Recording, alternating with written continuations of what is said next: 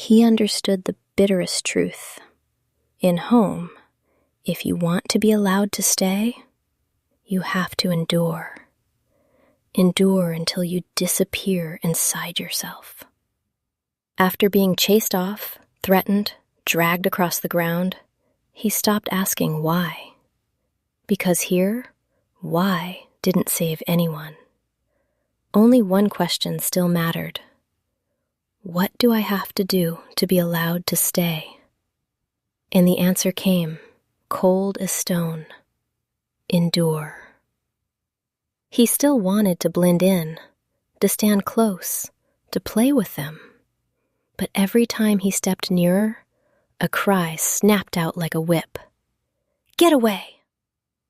He tried to approach the smaller ones, just to invite play, but their parents lunged in, driving him off like something poisonous, as if his presence could infect their children with bad luck.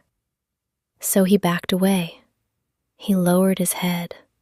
He ran. And every night, the same. He ran back to the rocky corner, hugged his stuffed animal tight, and cried alone. Until the crying shut itself off. No one soothed him. No one asked. No one needed to know. Once, he held the stuffed animal and looked toward the troop, watched backs turning away, watched little groups forming without him inside them. And he understood. He could run his whole life and still never run into the circle. If he wanted acceptance, he had to change.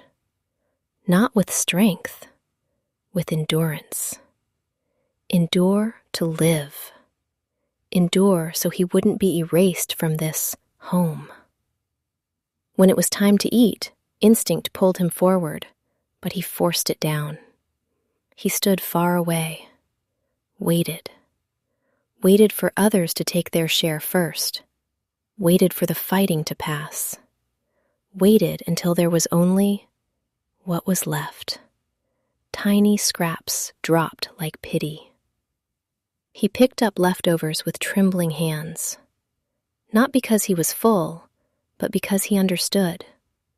Here, if you wanted a place to stand, you had to learn to swallow bitterness first. He didn't eat everything. He saved a little, just a few crumbs. Not because he had extra, but because he was practicing something he had never done before, begging for friendship with food. He kept a distance wide enough for the parents to feel safe, but close enough for the little ones to notice him. He no longer rushed in, no longer touched. He only sat there, silent, like a shadow that could breathe. Then a small one stepped closer, curious. He didn't pounce, didn't grab. He only stretched his hand out very slowly and placed a piece of food into the little one's palm like a first gift. A gift so small it was almost ridiculous. But for him, it was courage. Because if he was misunderstood one more time, he warming about it. Still, heavy footsteps came. A larger one approached, teeth bared, threatening. Before, he would have run. Today, he didn't. He lowered himself, curled inward, head dipped, but eyes lifted. Not a challenging look, a pleading look he hated most. I'm not a threat. I'm not taking from anyone. I'm only asking for a small corner.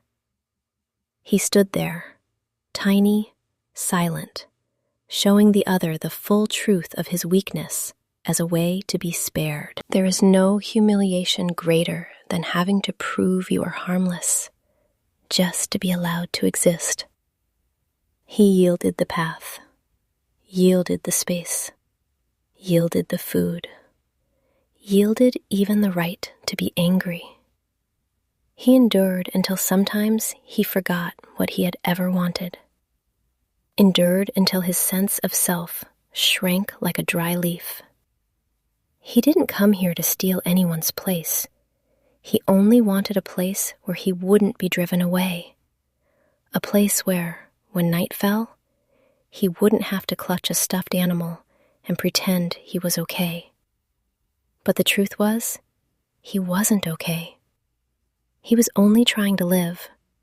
And when everything ended, when the troop finally slept, he would quietly return to that familiar rocky corner, hold the stuffed animal, cry alone, cry from humiliation, cry from bitterness, cry because today he had to become smaller again, just to be allowed to stay. He asked himself, if I keep enduring like this, when will I ever get to be me? But he didn't dare sit with that question for long, because thinking too long would make him want to run, and he no longer had the strength to run. Yet in the middle of all that endurance, something very small began to happen. A baby monkey didn't run away right away.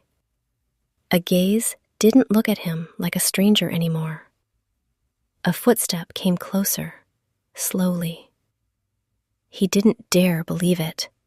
He only kept enduring, kept waiting, kept offering tiny pieces of food like soundless greetings. Because he understood, a place isn't something you're given. A place is something you pay for. Tomorrow, he would try to stand a little closer, just a little.